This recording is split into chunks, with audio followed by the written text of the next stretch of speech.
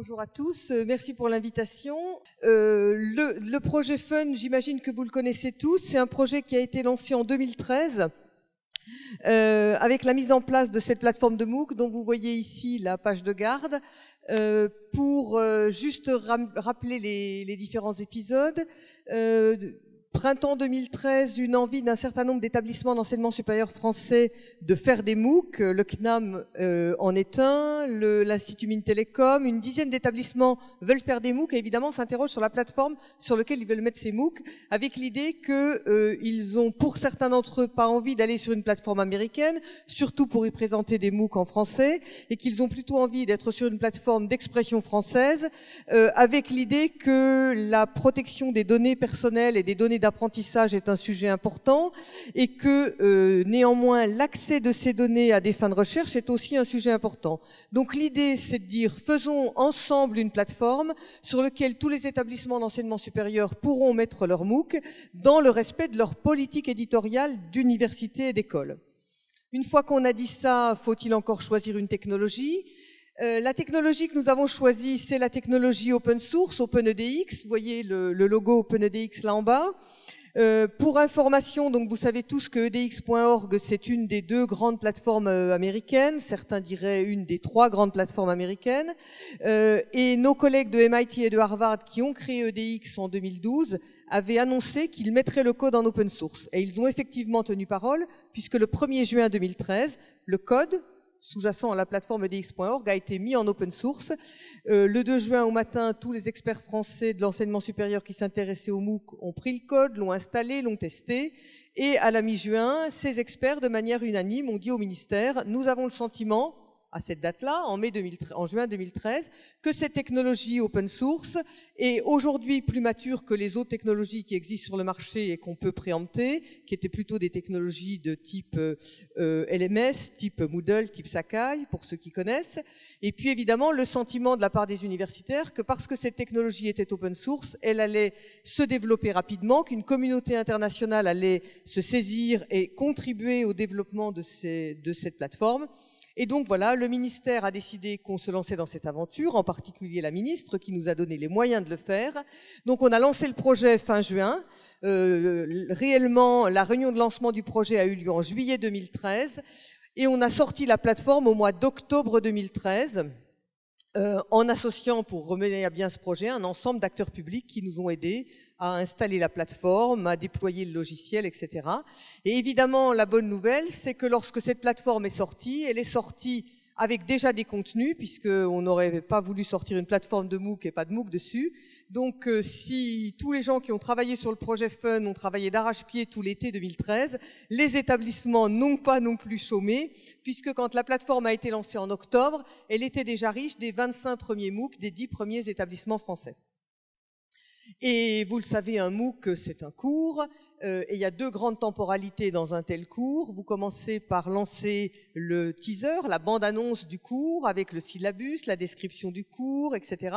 Et vous allez laisser les inscriptions se faire pendant quelques semaines, idéalement 2 à 3 mois. Et donc ces premiers MOOC qui étaient sur Fun en octobre 2013 ont effectivement démarré en janvier 2014. Bon, je vais plutôt faire comme ça. C'est plus traditionnel, mais ça marche mieux que le doigt. Voilà. Donc là, vous avez un état des lieux du nombre de MOOC. Donc, vous voyez qu'on a été parti avec 24-25 MOOC. Les barres verticales, c'est les trimestres. Donc, sur les 25 premiers MOOC d'octobre, il y en a un qui a démarré en avril, donc qui se trouve dans la tranche du trimestre 2 2014. Donc, vous voyez qu'il y a une progression assez forte du nombre de MOOC, puisqu'aujourd'hui, on a 102 MOOC différents sur la plateforme. Et ce que vous voyez en gris et en rouge, ce sont les deuxième et les troisième sessions, puisque bien évidemment un MOOC c'est un cours, et donc un cours ça se rejoue régulièrement. Les enseignants vont, pour certains d'entre eux, le jouer tous les ans, pour certains d'entre eux le jouer 2 fois par an, en faisant évidemment d'une session à l'autre les modifications pédagogiques qu'ils souhaitent apporter au cours. Donc vous le voyez, un nombre grandissant de cours sur la plateforme. En termes de contenu, des contenus très diversifiés, Si je reprends les disciplines avec lesquelles on a démarré, c'était du droit, c'était de la santé, c'était des sciences, c'était des cours autour du numérique et de l'ingénierie, des cours de management. Et puis à l'automne 2014, on a vu apparaître davantage de diversification autour du management et de l'entrepreneuriat, avec plusieurs cours d'entrepreneuriat, des sciences humaines et sociales qui sont devenues plus importantes sur la plateforme, des collections autour de MOOC, autour de la formation, en particulier formée au numérique, avec une collection de 5 MOOC que vous avez aujourd'hui sur la plateforme, des MOOC autour de l'économie, des finances, enfin bref, des sujets qui se diversifient. Si on regarde les établissements, alors quand on est parti en 2013, on est parti avec 10 pionniers, c'est ceux qui sont en haut sur les établissements. Donc le CNAM, l'Institut Mines Télécom, Sciences Po, l'Université de Paris-Ouest Nanterre, voilà. Et puis vous voyez qu'au fil des mois et au fil des trimestres, eh bien on a enrichi le nombre d'établissements sur la plateforme, puisque vous voyez qu'aujourd'hui il y a 50 établissements d'enseignement supérieur et autres partenaires sur la plateforme. Alors vous le voyez en rouge. On ne voit pas tellement les chiffres, mais enfin c'est des petits chiffres. Au deuxième trimestre 2015, on a 3 universités étrangères sur la plateforme. Donc je ne sais pas si vous le voyez en bas. L'Université de Genève, l'Université libre de Bruxelles et une université tunisienne, l'Université de Djenduba. Peut-être juste un point sur le réseau. Ce qu'on a vraiment voulu faire depuis le début, c'était pas seulement mettre en place une plateforme, mais c'était aussi créer une communauté dans les universités et les écoles françaises autour de Fun. Donc on a aujourd'hui un réseau de plus de 500 référents, correspondants, concepteurs dans tous ces établissements. On a mis en place un plan de formation, on a formé 450 personnes depuis l'automne 2013. On a fait beaucoup de documentation. Quand je dis on, c'est à la fois l'équipe Fun, mais aussi les établissements qui nous ont apporté leurs compétences et qui ont mutualisé des savoir-faire qu'on a mis en forme pour que ça serve au plus grand nombre. Voilà, c'est tout ce travail-là sur la propriété intellectuelle, sur le meilleur usage des nouvelles fonctionnalités de la plateforme, sur du bon usage des vidéos, de la capacité de réutiliser un MOOC en classe inversée, etc. Toute cette documentation qu'on essaie de construire, des séminaires qu'on organise régulièrement, parce que évidemment l'intérêt de la plateforme, c'est pas une plateforme pour la plateforme, c'est une plateforme pour aider les établissements à mettre en valeur leur contenu, mais c'est aussi tout cet écosystème dans les établissements français qu'on cherche vraiment à créer pour donner de la visibilité, donner de la dynamique et puis surtout partager les bonnes pratiques, partager les expériences et apprendre mutuellement les uns des autres. Alors, quelques données sur les apprenants. Donc vous le voyez, ces 140 sessions de MOOC ont totalisé plus de 860 000 inscriptions. Vous le savez, vous êtes peut-être inscrit à des MOOC sur Fun ou ailleurs, vous vous êtes inscrit à plus d'un MOOC. Donc aujourd'hui sur Fun, on a 366 000 et quelques unités de personnes qui sont inscrites et qui suivent ces MOOC. Et quand on regarde un petit peu, eh bien, il y a une répartition homme-femme qui est pas complètement déséquilibrée, en tout cas globalement. Après, quand on zoome sur certains cours, c'est évidemment beaucoup plus déséquilibré, hein. Certains cours dans le domaine du numérique ont 15% de femmes parce que c'est des sujets qui intéressent une population plus masculine, je présume. Pour reprendre ce que disait Olivier Rollo ce matin, eh bien vous le voyez sur la plateforme Fun, mais c'est aussi vrai sur toutes les plateformes à l'international, des tranches d'âge très variées, des jeunes, des adultes en situation professionnelle pour la plupart, hein, puisque vous voyez que 61% c'est les 25-50 ans, des gens plus âgés, y compris des seniors, qui d'ailleurs sont en général très actifs lorsqu'ils suivent des MOOC. C'est peut-être normal parce qu'ils ont plus de temps à consacrer à un MOOC. Si je regarde un petit peu plus dans le détail, et là aussi les chiffres se retrouvent sur les autres plateformes internationales, le niveau d'études des gens qui s'inscrivent sur Fun est très variable. Il y a des gens qui sont inscrits et qui ont un niveau bac ou bac plus 2.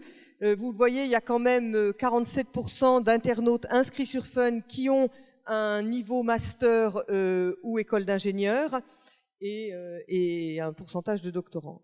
Ce qui nous intéresse beaucoup, et puis c'est un petit peu un des éléments de ma présentation d'aujourd'hui, c'est la carte du monde. Et dans la carte du monde, évidemment, ce qu'on regarde avec beaucoup d'attention, c'est les 15%, les 15,2% d'internautes africains. Ce chiffre augmente. À l'automne dernier, on avait 12,3%. Donc on voit bien que l'adhésion des internautes africains à des cours en français est significative. Lorsque l'on zoome sur la carte de l'Afrique, évidemment, c'est d'une part le Maghreb. Et dans le Maghreb, vous le voyez, le Maroc et la Tunisie. L'Algérie est un peu plus en retrait.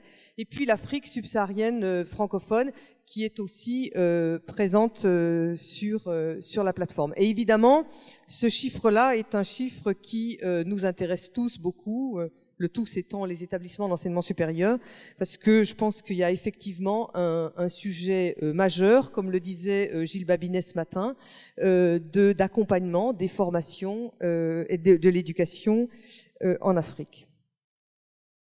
Si je zoome un petit peu plus, ça c'est une enquête qu'on a faite l'année dernière. On est en train de refaire la même enquête, elle va être finalisée dans une dizaine de jours. Eh bien, ça correspond bien à ce qu'on avait vu sur les tranches d'âge. Beaucoup d'internautes inscrits sur Fun sont en activité, mais il y a néanmoins 11% de demandeurs d'emploi, 9% d'étudiants, un nombre non négligeable de retraités. Donc, véritablement, des gens qui viennent chercher sur Fun des choses fort différentes. Si on zoome sur les internautes en activité, les 63% d'internautes en activité, eh bien, on voit qu'ils viennent de milieux socio-professionnels fort différents, avec quand même près de la moitié de cadres, mais aussi des gens qui sont plutôt employés, techniciens, ouvriers. Donc une très large diversité de publics qui s'inscrivent sur Fun et qui évidemment s'inscrivent avec des attentes qui sont différentes. Dans l'enquête de l'année dernière, on leur a demandé pourquoi ils s'étaient inscrits. Donc, rappelez-vous, c'était début 2014, donc les MOOC venaient de sortir, en tout cas dans le monde francophone. Donc, on voit bien qu'il y a une attente très forte de venir voir ce qui se passe, de découvrir ce que c'est qu'un MOOC, de découvrir si on peut apprendre sur un MOOC, d'essayer un cours en ligne. Je reviendrai sur ce chiffre autour des attestations, mais vous voyez aussi que dès le mois d'avril de l'année dernière, 25% disent qu'ils viennent sur les MOOC pour préparer une reconversion professionnelle.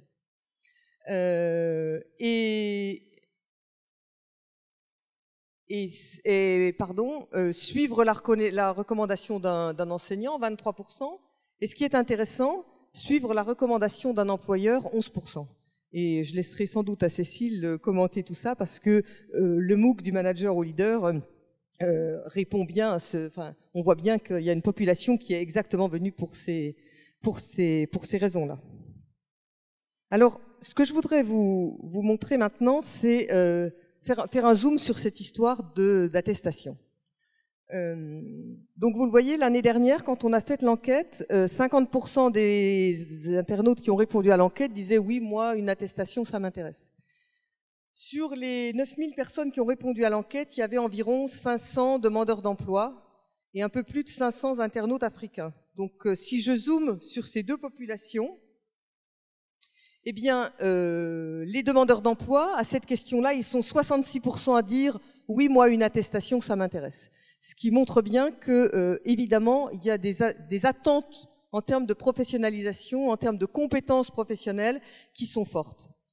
Et lorsque l'on zoome sur les 520 quelques internautes africains qui ont répondu à l'enquête, eh bien, quand on leur pose la question « est-ce que vous êtes intéressé par une attestation ?», ils sont 82% à vouloir une attestation.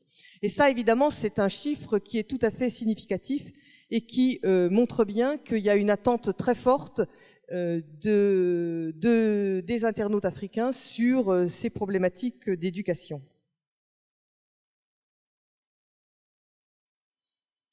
Voilà, ça, je voulais juste vous dresser un petit peu le panorama de Fun. Si vous avez des questions, vous allez les poser et je pourrai y répondre. Je voudrais faire un point sur quelles sont les perspectives.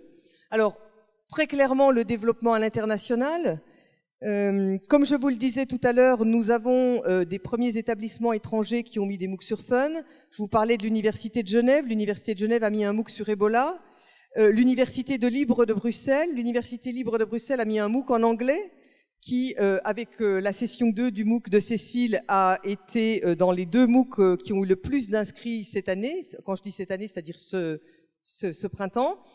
On voit bien qu'il y a un certain nombre d'établissements qui commencent véritablement à s'interroger et à avoir des actions pour développer leur activité à travers les MOOC à l'international. Donc ça, c'est très clairement un vrai sujet.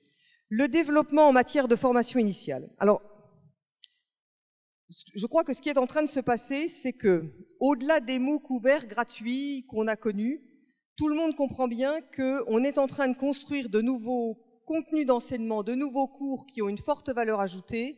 Et on voit bien que ces cours-là, ces cours ont une valeur ajoutée d'une part en formation initiale et d'autre part en formation continue. Sur le volet de la formation initiale, on voit aujourd'hui des établissements qui utilisent les MOOC sur leur campus. Le prof qui a fait le MOOC ne va plus faire son cours magistral ou ne va plus faire une bonne partie de son cours magistral et il va inciter les étudiants à suivre le MOOC et il va faire de l'enseignement sous forme de classe inversée, flip classroom comme les appelleraient les anglo-saxons. On le voit sur certains MOOC de Sciences Po qui sont utilisés par les profs dans le cursus de Sciences Po. On le voit aussi sur une collection de MOOC qui s'appelle Compétences numériques et C2I. Alors, les enseignants dans la salle ou les très jeunes anciens étudiants doivent savoir ce que c'est que le C2I, peut-être l'ont-ils subi. C2I pour certificat informatique et Internet, c'est une certification que tout étudiant de licence est réputé passer pendant son cursus, ses 3 ans de licence. Et le ministère a demandé à un consortium d'universitaires, il y a 2 ans maintenant, de mookiser, entre guillemets, les compétences du C2I. Donc depuis 2013, il y a sur la plateforme Fun un ensemble de 4 MOOC qui traitent des compétences du C2I sur l'identité numérique, les règles juridiques, le cloud, les bonnes pratiques, l'usage des outils Internet, etc. Et donc ces contenus-là sont très utilisés par certaines universités qui les prescrivent à leurs étudiants de manière à ne plus avoir à faire tout ou partie des cours de base pour maîtriser ces compétences-là, se contentant de faire venir les étudiants pour passer la certification. Donc ça, c'est des MOOC qui sont véritablement utilisés sur les campus. Une autre collection qui est beaucoup utilisée, elle est utilisée dans les SP. Les SP, c'est les écoles de professorat. C'est toute la collection des MOOC qui ont été construites par les ENS autour de l'enseignement et de la formation avec le numérique. Ça, c'est le premier sujet. Le deuxième sujet, c'est véritablement au-delà de ça. Le premier sujet, c'est les profs ont fait et ils demandent à leurs étudiants de l'utiliser. Ce qu'on voit émerger, c'est des profs qui ont fait un MOOC et d'autres profs qui vont l'utiliser. Donc c'est pour ça que j'avais appelé ça SPOC et classe inversée. Je pense par exemple à un MOOC de l'Institut Mines-Télécom qui s'appelle Principe de réseau de données, qui a été fait par une école de l'Institut et qui est utilisé par d'autres profs d'autres écoles de l'Institut en lieu et place de leur cours magistral. Ce MOOC-là, il a d'ailleurs été aussi utilisé dans une école d'ingénieurs à Tunis où les profs ont pris ce MOOC en lieu et place de leur cours magistral. Donc on voit bien qu'il est en train de se passer des choses et que ces contenus, ces cours, sont en train d'aller au-delà du cours ouvert gratuit sur une plateforme de MOOC. Le deuxième sujet, c'est évidemment le sujet de l'intérêt des MOOC dans le domaine de la formation tout au long de la vie. Si vous prenez le CNAM, mais je pense que Cécile en parlera encore bien mieux que moi quand elle aura son intervention tout à l'heure, il y a évidemment des MOOC du CNAM qui sont extrêmement intéressants, importants pour développer la formation continue. Et s'il y a un exemple emblématique, c'est bien l'exemple du MOOC du manager au leader, dans lequel il y a évidemment un certain nombre d'internautes qui suivent ce MOOC à des fins de formation professionnelle.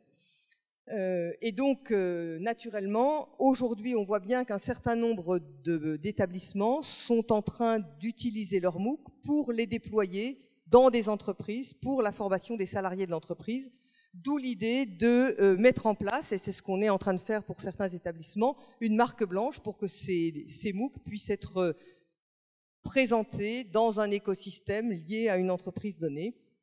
Le dernier sujet, c'est le sujet de la certification, mais peut-être que je vais en parler un peu plus avec le slide, qui est mon dernier slide. Il est clair qu'il y a des impacts, et c'était un petit peu la question que m'avait posée Antoine quand on a préparé cette intervention. À mon sens, l'impact de Fun, l'impact des MOOC, l'impact des établissements français dans le domaine de la francophonie, il est évidemment très fort. Aujourd'hui, on sait que la population en Afrique, et c'est vrai pour l'Afrique francophone qui nous intéresse plus là dans le sujet, l'augmentation de la population, la nécessité à l'horizon 2030 ou 2050 d'amener 50% de la classe d'âge à un niveau d'enseignement supérieur. Voilà. Si on veut arriver à ça, c'est une université toutes les semaines qui doit voir le jour sur le territoire africain. Donc on voit bien qu'il n'y a pas d'autre levier que d'utiliser le numérique, que d'utiliser ce levier fantastique que représente ce type de nouveaux cours en ligne, marié à de la classe inversée, marié à du blended learning. Et aujourd'hui, c'est à mon sens un enjeu très très fort. Ce qu'on voit sur Fun aujourd'hui, de manière encore parcellaire, mais dont je suis sûre que ça va se développer, c'est des MOOC qui sont co-construits entre des universités du Nord et des universités du Sud. Un exemple que je crois assez emblématique, c'est le MOOC sur les équations différentielles. Je ne sais pas si vous avez regardé ce MOOC sur Fun. Ce MOOC a été co-construit entre Cédric Villani, grande médaille Fields française s'il en est, et son collègue de l'université de Dakar. Et véritablement, quand je dis que le MOOC a été co-construit, il y a des vidéos qui ont été tournées à Paris, il y a des vidéos qui ont été tournées à Dakar, les contenus pédagogiques ont été pensés ensemble, et si ça a été possible, c'est parce qu'il y a en fait une collaboration de recherche très vieille à l'échelle des chercheurs, du plus d'une dizaine d'années, entre Cédric Villani et ses collègues de l'université Anta Diop de Dakar. Et ce que je veux vous dire par cet exemple-là, c'est que le monde universitaire a l'habitude des collaborations avec des chercheurs étrangers, en particulier avec des chercheurs des pays du Sud. Et ce qui est en train de se passer autour des MOOC, c'est que les collaborations de recherche qui existent sont en train petit à petit aussi d'émerger dans le domaine de la formation. Et moi, je suis très optimiste qu'il y a là le terreau de quelque chose qui va véritablement accompagner la transformation et la montée en compétences de l'enseignement supérieur en Afrique. Je vous donne un autre exemple. Il y a sur Fun un MOOC d'hydrologie qui s'appelle Des rivières et des hommes, qui a été fait dans le cadre d'un consortium international. Dans ce MOOC, il y a des Français, il y a des Suisses, il y a des Belges, il y a des Vietnamiens, et ils sont en train de préparer la deuxième session en associant des collègues africains pour apporter des compétences complémentaires, des études de cas sur les problématiques d'hydrologie qui, évidemment, sont assez différentes en Afrique de ce qu'elles peuvent être au Vietnam. Voilà, je crois vraiment qu'il est en train de se passer des choses importantes et que je veux croire que les universités françaises et les écoles vont véritablement répondre à ce challenge-là. En tout cas, il me semble que les outils sont là pour le faire, que le terreau est porteur, et je suis absolument convaincue qu'il va se passer des choses extrêmement significatives dans ce domaine-là. Et juste pour votre information, notre ministère est tellement convaincu que l'enjeu du numérique dans l'enseignement supérieur dans le monde de la francophonie est un enjeu crucial. Et donc, depuis de longs mois, on travaille à la mise en place d'un sommet, d'une grande réunion de tous les ministres de l'enseignement supérieur des pays francophones. Ça va avoir lieu ce vendredi à Paris, et il y a une quarantaine de délégations qui vont venir pour justement travailler sur ces questions de la place et du développement du numérique dans l'enseignement supérieur francophone. Voilà, merci pour votre attention.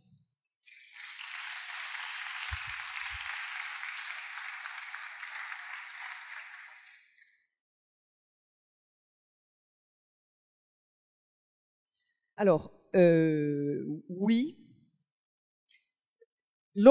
Si vous voulez, la plateforme Fun aujourd'hui, c'est-à-dire la solution technique, les infrastructures serveurs, tout ça a été payé intégralement par le ministère de l'Enseignement supérieur. Et lorsque ça a été fait dans une logique de dire on le fait au profit des établissements d'enseignement supérieur français. Et quand les collègues des universités étrangères ont commencé à nous contacter et qu'on leur a expliqué que c'était le ministère français qui avait mis en place ça au profit de ces établissements et que on leur demanderait des frais d'hébergement qui sont somme toute relativement modestes, eh bien ils ont accepté de venir sur Fun. Et je crois qu'ils n'en sont pas mécontents aujourd'hui.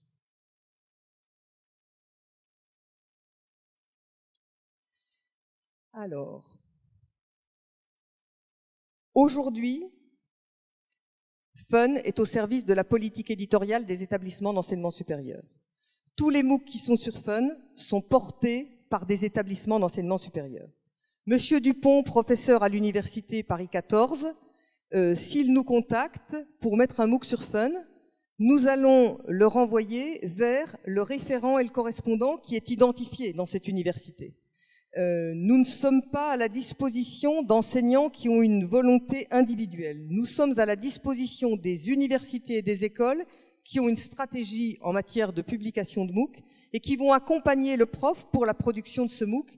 Donc c'est vraiment de la responsabilité des établissements d'accompagner les enseignants pour produire des MOOC qui vont venir sur Fun. Nous n'avons pas vocation à dire nous voulons de ce MOOC ou nous ne voulons pas de ce MOOC. C'est vraiment la responsabilité des établissements. Par contre, nous avons mis en place une charte qualité depuis juillet 2013 et tout établissement qui rejoint la plateforme Fun signe une convention et s'engage à respecter cette charte qualité, non seulement l'établissement qui aide le prof et qui met les moyens pour faire le MOOC, mais aussi l'enseignant et l'équipe pédagogique qui prend des engagements forts d'animer le MOOC et de faire que ce produit soit un produit de qualité, de niveau académique, dont on peut tous être fiers. Pour autant, on essaye au niveau de l'équipe Fun d'avoir le plus tôt possible la vision des MOOC qui vont venir et nous essayons de regarder comment ces MOOC vont se planifier. Je vous donne juste un exemple. Il y a quelques mois maintenant, la même semaine, mais véritablement la même semaine, on a reçu de 3 établissements différents 3 MOOC de mécanique, dont 2 avaient exactement le même titre. Donc, nous n'avons pas vocation à choisir lequel on va prendre. Ce qu'on a fait, c'est qu'on a mis ces gens en relation. Évidemment, le monde de la mécanique dans l'enseignement supérieur français n'est pas un monde si grand que ça. Donc, évidemment, tous ces chercheurs et ces enseignants se connaissaient. Et de parler entre eux, de construire mieux leurs projets, ça leur a permis de voir que les sujets n'étaient pas les mêmes. Ça leur a permis de comprendre que le titre générique qu'ils avaient donné, 2 d'entre eux, au même produit, correspondait à des contenus différents. Et aujourd'hui, les 3 MOOC sont sortis et ils se sont mis d'accord dans le contenu, un titre correspondant vraiment au contenu, et puis à la manière dont ils voulaient le séquencer dans le temps. Et quelque part, je pense que ça a été dans l'intérêt des internautes, parce qu'il y a évidemment des inscrits qui se sont inscrits à plusieurs de ces MOOC, parce qu'il y avait des approches différentes, des contenus différents. Voilà. Donc on est plutôt dans cette logique-là aujourd'hui. Fun est-il à concevoir les MOOC? Alors, je le disais tout à l'heure, nous sommes au service des établissements. Il est clair que on est 10 dans l'équipe Fun. Donc, il n'est pas question, on n'a pas les moyens d'aider un prof quelque part. Hein. Je vous rappelle qu'il y a plus de 100 MOOC sur Fun. Et ça n'est pas notre rôle, et les établissements ne souhaitent pas que ce soit notre rôle. Rappelez-vous, dans les universités françaises, très clairement, il y a évidemment des équipes d'ingénierie pédagogique, il y a évidemment des services d'appui au numérique, qui sont plus ou moins développés, sans doute avec numériquement plus de monde dans une université que dans une école, mais en tout cas, l'autonomie des établissements fait qu'aujourd'hui, c'est bien entendu aux universités, aux écoles, que de produire les MOOC. Par contre, ce que nous avons mis en place très tôt, c'est un guide méthodologique, des fiches de bonnes pratiques. Tous les mois, on sort de nouvelles fiches sur de nouveaux sujets, de manière à ce que les équipes d'appui dans les établissements puissent avoir le maximum d'informations. On organise très régulièrement des formations aux nouvelles fonctionnalités de la plateforme. On organise des formations sur des tas de sujets pour justement faire en sorte que la communauté universitaire monte en compétence sur les MOOC, pourquoi, comment, qu'est-ce qu'un bon MOOC. Et quand on fait un séminaire et qu'on invite les enseignants à venir témoigner, je dirais que c'est un outil d'une grande puissance, parce que quand un prof raconte à un prof une expérience réussie, eh bien, ça donne des tas d'envie à des tas d'autres profs de s'y lancer. Donc voilà. Quel est le taux de rétention des MOOC? C'est très variable. Mais si je faisais un sondage et que je vous demandais combien vous inscrivez un MOOC, il y aurait sûrement plein de bras levés. Et puis si je demandais laisser les bras levés ceux qui sont allés au bout de leur MOOC, il y en aurait beaucoup moins. Ce que je veux dire par là, c'est que chacun s'inscrit à un MOOC avec des objectifs différents. Quand 53 MOOC sont disponibles début janvier aux inscriptions sur Fun, et que vous revenez de vacances et que vous avez tout d'un coup vos bonnes résolutions de l'année et que vos bonnes résolutions de l'année, c'est cette année, c'est une année MOOC, je vais m'inscrire. Vous allez sur Fun ou ailleurs et vous trouvez plein de MOOC. Vous allez vous inscrire à plusieurs MOOC. Ces MOOC vont commencer 3 mois plus tard. Et vous êtes salarié, et vous avez une vie professionnelle, et vous avez des enfants, et vous avez des tas de contraintes, et finalement, parmi tous les MOOC que vous avez choisis, vous allez peut-être en suivre un. Ok ? Donc, quelque part, il faut savoir ce dont on parle quand on parle du taux de rétention. Moi, je pense qu'il y a plusieurs sujets. Il y a ceux qui se sont inscrits, et il y a ceux qui vont venir. Il y a déjà un gros gap. Le gap est différent d'un MOOC à l'autre. Ensuite, il y a ceux qui, au bout d'une semaine, se rendent compte que finalement, le niveau n'est pas adapté. Et donc, il va y avoir un deuxième gap au bout de la deuxième semaine. Et quand on regarde les courbes, alors oui, ça descend très fort, mais une fois qu'on est passé la deuxième semaine, eh bien, on a très très peu de pertes, parce que les gens qui sont venus ont trouvé ce qu'ils voulaient. Ce que je dis est pas vrai pour tout le monde, parce que on a des internautes qui témoignent en disant « Moi, je me suis inscrit à ce MOOC parce que je suis intéressé par ce qui va se raconter à la semaine 2 et à la semaine 3. » Et donc, ils viennent, ils vont regarder la semaine 2 et la semaine 3. Si, comme c'est le cas pour les MOOC du CNAM, toutes les semaines sont disponibles du premier jour, ils viennent la première semaine, ils regardent la semaine 2 et la semaine 3 et vous les voyez plus. Est-ce que ces gens-là plombent le taux de rétention? Au sens strict du terme, oui. Mais ils sont venus chercher quelque chose qu'ils ont trouvé. Et c'est pour ça que, si vous voulez, je pense que la question du taux de rétention est un peu... C'est sûrement pas la bonne question. En tout cas, il faut la prendre avec mesure. Je vous donne un dernier exemple sur cette histoire de taux de rétention. Il y a quelques semaines, je suis dans une manifestation, genre salon, où on présente Fun, et tout d'un coup, 2 personnes, 65, 70 ans, arrivent. Ah, mais c'est vous Fun. Enfin voilà, elles étaient enchantées de me voir, et elles se mettent à discuter entre elles. Et l'une dit à l'autre, mais dis donc, tu es allé jusqu'au bout, tu as fait le quiz? Et l'autre lui répond, non, pas du tout. Moi, je suis allée jusqu'au bout, j'ai regardé toutes les vidéos, j'ai fait les quiz, mais je n'ai pas voulu passer le quiz de fin parce que je n'avais pas envie de savoir si... J'avais pas envie d'une attestation. Cette personne-là, au strict sens du terme, elle fait plomber vos taux de réussite. Et encore une fois, elle est venue chercher quelque chose qu'elle a trouvé. Donc je pense que un MOOC, ça n'est pas un cours traditionnel, ça n'est pas un objet où vous vous êtes inscrit parce que vous étiez étudiant, que vous avez payé, que vos parents attendent de vous que vous réussissiez à la fin de l'année. Donc chacun d'entre nous, chacun d'entre vous, vous allez sur un MOOC pour des raisons différentes. D'ailleurs, vous allez probablement sur le MOOC du manager ou leader pour des raisons de professionnalisation, alors que quand vous suivez l'année dernière, 17 000 personnes se sont inscrites au MOOC de philosophie. C'est clair que ces gens-là ne venaient pas pour avoir un diplôme en philosophie, ils venaient pour d'autres raisons. Donc, la question du taux de rétention, je ne crois pas que ce soit une bonne question. Pour autant, sur certains MOOC, le nombre de gens qui vont jusqu'au bout, passer la barrière de « je suis venu pour voir et je suis resté » est très bon. Cécile, évidemment, vous en parlera tout à l'heure. Moi, je vais juste vous donner un exemple. L'université de Nanterre, La Défense, Paris-Ouest, a fait un MOOC sur l'archivage managérial. Je ne sais pas si vous savez tous ce que c'est que l'archivage managérial, mais dans les entreprises, ces problématiques autour d'un archivage de qualité sont cruciales. Et c'est un enjeu majeur pour les entreprises. Ce MOOC d'archivage managérial a attiré une population spécialiste, ou une population qui avait besoin de devenir spécialiste. Assez peu finalement de curieux. Eh bien, le taux de rétention des inscrits à ceux qui sont allés au bout et qui ont eu l'attestation est de 25%. Alors que la moyenne sur toutes les plateformes est de moins de 10%. Donc, vous voyez que toutes ces questions-là sont à prendre avec circonspection. Ça y est ?